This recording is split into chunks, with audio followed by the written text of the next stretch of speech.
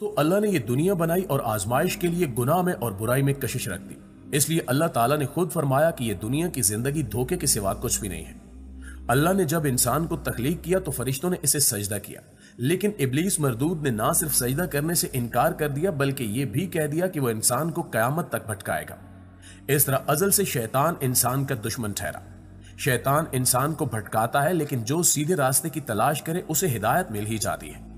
आज इसी तरह एक शख्स के बारे में हम बात करेंगे जो एक अरसा खुदा से गाफिल बुराई के रास्ते पर लगा रहा, लेकिन आखिरकार इस्लाम के दायरे में दाखिल हो गया। नाज़रीन, एंड्रयू टेट को तो आप सब जानते होंगे, जो कि गैर मुस्लिम अमेरिकी बिजनेसमैन और पहले बॉक्सर भी रह चुका है। 26 जनवरी 2023 को रोमानिया में इसको कुरान पाक पकड़े हुए देखा गया और इसने दावा किया कि अक्टूबर में वो इस्लाम कबूल कर चुका है। काफी अरसा पहले एंड्रयू की एक वीडियो लीक हुई जिसमें वो एक इमाम के पीछे नमाज पढ़ रहा था। इस वीडियो की वजह से इसको काफी शोहरत मिली, वो मुसलमानों में बहुत मशहूर हो गया। जैसा कि हम जानते हैं कि एंड्रयू दुनिया के अमीर तरीन इंसानों में से है, लिहाजा वो अपना पैसा इस्लाम की खातिर भी खर्च करता रहता है, जिसकी वजह से वो मुसलमानों में बहुत मकबूलियत पा रहा है। इस दुनिया में एंड्रयू का नाम सबसे पहली दफा तब मशहूर हुआ जब वो यूके के शो बिग ब्रदर के 17वें सीजन में आया, लेकिन इसकी एक वीडियो वायरल हुई जिसमें वो एक खातून को बेल्ट से मार रहा था। इस वजह से एंड्रयू को बिग ब्रदर से निकाल दिया गया। एंड्रयू ने कहा कि वो वीडियो एडिट की गई है और इसने ऐसा कुछ नहीं किया। एंड्रयू ने ज्यादातर शोहरत टिकटॉक से हासिल की, मगर यह कहना गलत ना होगा कि जब से वो जेल गया है तब से कुछ ज्यादा मशहूर हो गया है और हर तरह की हेडलाइन और सोशल मीडिया का हिस्सा बनता रहता है। नाज़रीन, अगर हम एंड्रयू की शोहरत के बाद दौलत की बात करें तो आपको पता होगा कि वो अमीर तरीन लोगों में शामिल है। इसने ये दौलत भाई के साथ मिलकर तब बनाई जब वो एक वेब कैम की कंपनी में शामिल हुआ। उस वक्त इनके पास बहुत कम वर्कर्स थे, लेकिन फिर भी एंड्रयू ने वहां से $5 लाख कमाए। लेकिन कम वर्कर्स की वजह से इसे ये बिजनेस संभालना मुश्किल हो गया। इसने इसको थोड़ा सा मुख्तलिफ अंदाज में दोबारा से शुरू किया। अब वो 10 पाउंड के साथ महाना $2 लाख कमा रहा है। 20 साल की उम्र की बात थी जब इसने अपने कोर्सेज ऑनलाइन बेचना शुरू कर दिए, जिसमें वो लोगों को आम चीजें सिखाता था, जैसा कि पतले कैसे हो सकते हैं या अपने अच्छे ताल्लुकात के लिए क्या टिप्स हैं। इसके इन कोर्सेज का खास फायदा ना हुआ, अलबत्ता इन कोर्सेज ने एक नई दुनिया का आगाज किया। एक ऐसा कोर्स जिसमें वो लोगों को अमीर होने के 18 मुख्तलिफ तरीके सिखाता था। ये कोर्स बहुत मशहूर हुआ और एंड्रयू इस कोर्स के महाना $50 चार्ज करता था। मजीद ये कि इसने एक क्लब बनाया जो ऑनलाइन लोगों में एक दूसरे के राब्ते का सबब बना। इस ग्रुप में लोग अपनी आमदनी बढ़ाने के तरीके शेयर करते और अपने मसाइल बयान करते थे। इस ग्रुप को ज्वाइन करने की फीस बहुत ज्यादा थी। इससे एंड्रयू ने बहुत पैसा कमाया। कुछ लोगों ने एंड्रयू के बारे में यह बात भी मशहूर कर दी कि इसका शैतानी तंजीमों, इल्यूमिनाती और फ्री मैसन्स के साथ राब्ता है। वजह यह थी कि एंड्रयू की एक तस्वीर में वो अपने हाथ से इल्यूमिनाती का साइन बनाता नजर आता है, लेकिन यह सिर्फ एक इत्तेफाक था। एंड्रयू ने अपने इस्लाम कबूल करने के बारे में खुद ये बात कही कि मैंने बहुत बुराई देखी, मैंने शैतान को देखा। जब इंसान बहुत ज्यादा बुराई देखता है तो उसे यकीन हो जाता है कि इससे उलट एक बहुत ताकतवर जात भी है। फिर मैंने कुरान पढ़ा तो मुझे बहुत से सवालों के जवाब मिल गए। नाज़रीन, एंड्रयू को टॉप जी भी कहा जाता है। इसका मतलब यह है कि वो हर तरह के माहौल में खुद को ढाल लेता है या फिर वो काफी मुख्तलिफ अलूम का इल्म रखता है। इसकी टिकटॉक की वीडियोस भी बहुत मशहूर हो रही हैं, लेकिन कुछ वजूहात की बिना पर इसको सोशल मीडिया से बैन कर दिया गया। कुछ लोग टॉप जी के अलावा इसको कोबरा भी कहते हैं। बिजनेस के हवाले से देखें तो एंड्रयू एक वेबसाइट चला रहा है जिसका नाम कोबरा टेट है, जिससे वो महाना लाखों कमा रहा है। वो खुद भी अपने आप को किंग कोबरा कहता है। चूंकि कोबरा सांप को कहा जाता है, लिहाजा इसने अपने जिस्म पर इसका टैटू भी बनवाया है जो इसकी छाती और बाजू पर है। चूंकि ये टैटू सांप जैसी शक्ल में है, इसलिए एंड्रयू का नाम कोबरा पड़ गया।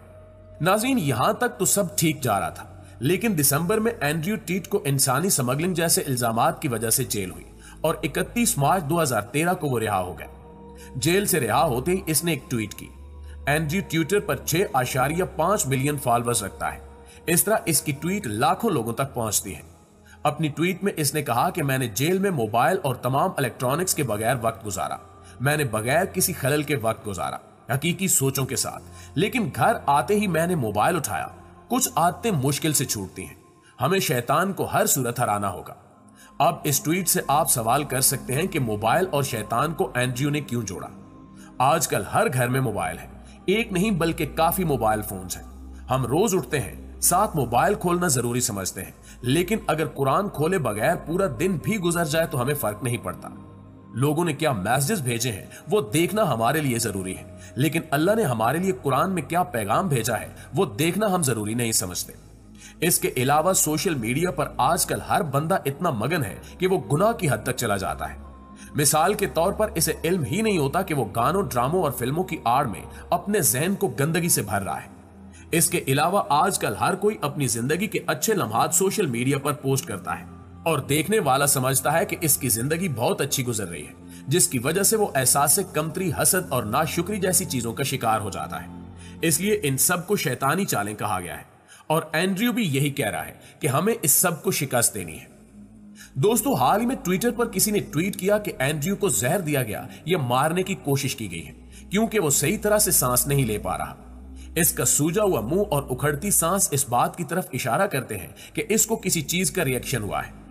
अब हमें चाहिए कि हम एंड्रयू की सेहतयाबी की दुआ के साथ साथ इसकी ट्वीट पर भी अमल करने की कोशिश करें, जैसा कि इसने ट्वीट में मोबाइल फोन की आदत और शैतान को मात देने की बात की थी।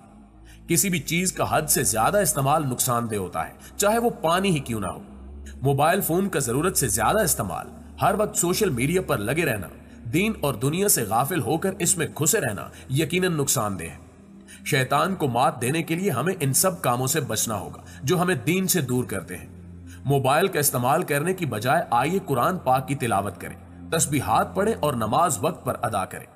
हाल ही में एंड्रयू ने एक ट्वीट की है जिसमें इसने लिखा है, try the Quran if you are brave, यानी कुरान को पढ़ के दिखाओ अगर तुम बहादुर हो। एंड्रयू जब जेल में था तो इसको अपने कत्ल का डर था। इसने ये ट्वीट भी की कि I love you all if they kill me. ऐसा लगता है कि वो 24 घंटे कुछ रूमानी ताकतों के जेरे नजर है। हालांकि वो अपने घर में है, फिर भी उस पर नजर रखी गई है और अभी भी इसको लगता है कि इसको कत्ल करने की कोशिश की जा रही है। 27 अप्रैल को भी इसने एक अजीब सी ट्वीट की जिसमें इसने लिखा कि मेरा दिल मेरे मोहब्बत करने वालों के साथ है और मेरी रूह खुदा के लिए है। ये सब वक्त का खेल है। पता नहीं इसकी इस ट्वीट का क्या मतलब था, मगर इसकी बातों से लगता है कि कोई तो है जो इसके खिलाफ साजिश कर रहा है। जी तो प्यारे साथियों, ये थी हमारी आज की वीडियो और इस हवाले से आप दोस्तों की राय क्या कहती है कमेंट करके हमारे साथ शेयर जरूर कीजिएगा। इंशाल्लाह आपसे मुलाकात होगी अगली वीडियो में। तब तक अपना और अपने प्यारों का ढेर सारा ख्याल रखिए। अल्लाह ने